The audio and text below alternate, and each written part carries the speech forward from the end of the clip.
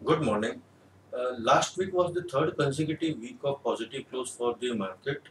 Last 3 weeks में indices ने वो लॉस कवर कर लिया है जो मार्केट ने विटनेस किया था से मंथ ऑफ फरवरी से लेकर मंथ ऑफ अप्रैल तक।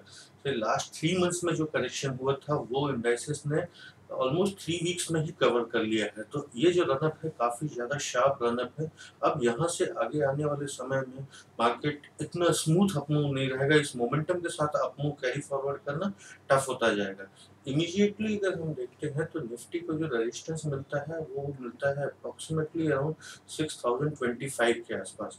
अगर इन लेवल्स को निफ्टी क्रॉस करता है तो ये एक मेजर ब्रेकआउट होगा। उसके बाद फिर फर्दर हायर लेवल स्केल करना आसान हो जाएगा। जो उसके बाद नेक्स्ट मेजर बैरियर आएगा that will be approximately around 6120 के लेवल पे। जब 6120 का लेवल कॉन्कर हो जाता है तो फिर मार्केट एक न्यू टेरिटरी में एंटर करेगा, क्योंकि ये एक फिर न्यू क्लोजिंग हाई रहेगी। इसके बाद फिर जो है कि जो फर्दर हायर लेवल स्केल करना और मोमेंटम गेन करना काफ़ी ज़्यादा इजी हो जाएगा निफ्टी के लिए।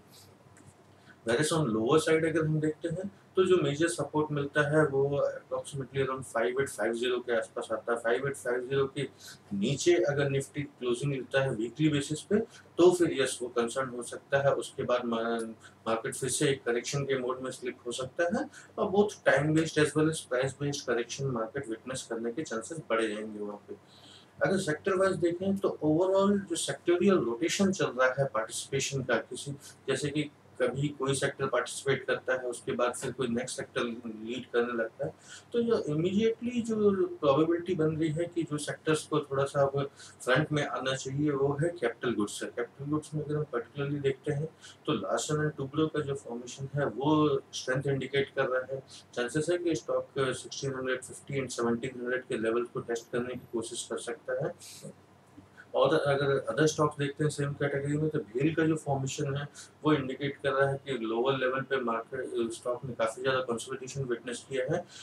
Move about the level of 200 will be a positive trigger for the counter. उसके बाद फिर 230 एंड 240 का लेवल स्केल करना कोई बहुत ज़्यादा टफ टास्क नहीं रहेगा, प्रोवाइडेड दैट कि मार्केट अंडरलाइन कंडीशन भी थोड़े सपोर्ट करते हैं। मिड कैप कैटेगरी में अगर हम देखते हैं कुछ सिलेक्टेड स्टॉक्स तो उनमें स्टॉक्स हैं जैसे कि सीएट हुआ एंड देन एसआर पोर्ट्स। इनका जो फॉर्मेशन है वो स्ट्रेंथ इंडिकेट कर रहा है। चांसेस है कि आगे आने वाले समय में इन स्टॉक्स का पार्टिसिपेशन बढ़ सकता है।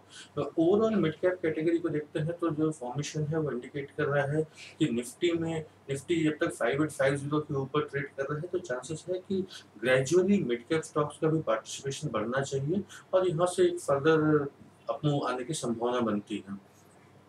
अगर इंडिविजुअली एक और स्टॉक को हम देखते हैं तो यूनिटेक का जो फॉर्मेशन है ये लॉन्ग टर्म चार्ट्स पे एक स्ट्रेंथ इंडिकेट कर रहा है।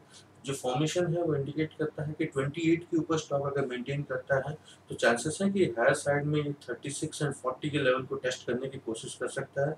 लोअर साइड में जो मेजर सपोर्ट जोन जो स्टॉक को मिल रहा है वो 24 टू 22 के बीच में मिल रहा है। तो जब तक इन लेवल्स के ऊपर ये स्टॉक ट्रेड कर रहा है तो इसका जो फॉर्मेशन जो डेवलप हुआ है लॉन्ग टर्म चार्ट पे ये पॉजिटिव बने रहने के चांसेस हैं। Thank you.